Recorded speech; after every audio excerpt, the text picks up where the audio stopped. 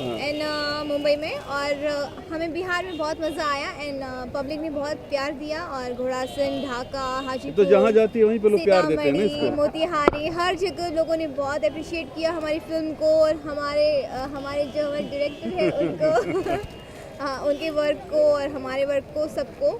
So thank you so much. और मैं सबको ढेर सारा प्यार देना चाहूँगी और सबकी शुक्रिया अदा करती हूँ। सब उम्मीद तो एक्चुअली जिस तरह से हमने वर्क किया था, और हमने बहुत हार्ड वर्क किया था इस फिल्म के लिए, और इसको हाइट पे पहुँचाने के लिए हमने जी जान लगा दी है।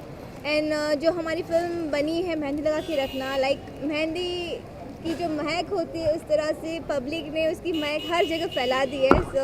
मैं एक बात कहना चाहूँगा कि कुछ लोग होते हैं जिनका विश्वास ईश्वर भी रखता है। हम लोग सिनेमा बनाते हुए तो डरे हुए थे कि पता नहीं क्या होता है, लेकिन लोगों का जो आपस में एम्बियंस बना, सब लोगों ने बोलना चालू किया कि फिल्म अच्छी बनी है, आपकी बहुत अच्छी बनी है। टेस्ट बन चुका है अभी के दौर पे, जो सबको एकदम ढिंचक वाला चाहिए सारा चीज़ें एकदम।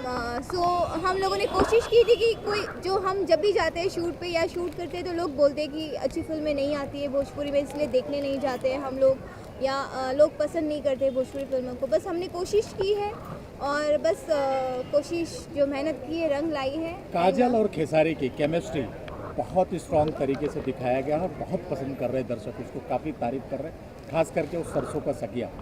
तो उस पर क्या कहना चाहेंगे, कैसा रहा एक्सपीरियंस वो सरसों का सगिया का?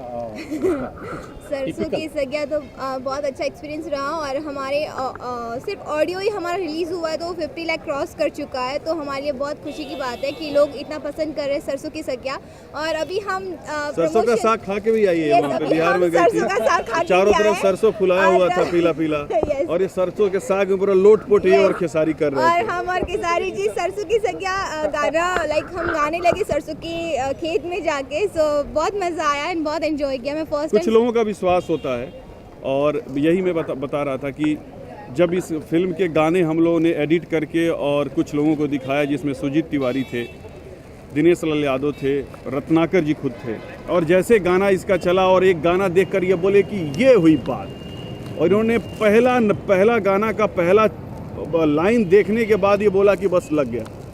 तो ये जो संभावना, जो लोग इसी में खेल रहे हैं, इस इंडस्ट्री को समझ रहे हैं, उनको तो पता चल ही जाता है कि हाँ ये रंगत किस बात की है। मेहंदी लगा के रखना की अगर बात करें, एज ए डायरेक्टर की बात करें, तो आपको अभी सुभाष घई बताया जा रहा है। अरे बाप रे बाप, म्यूजिकली अरे इतना सेंस रखने वाले एज ए डायरेक्टर, हालांकि किसी ने आज तक इतना म्यूजिकली सेंस नहीं है किसी में।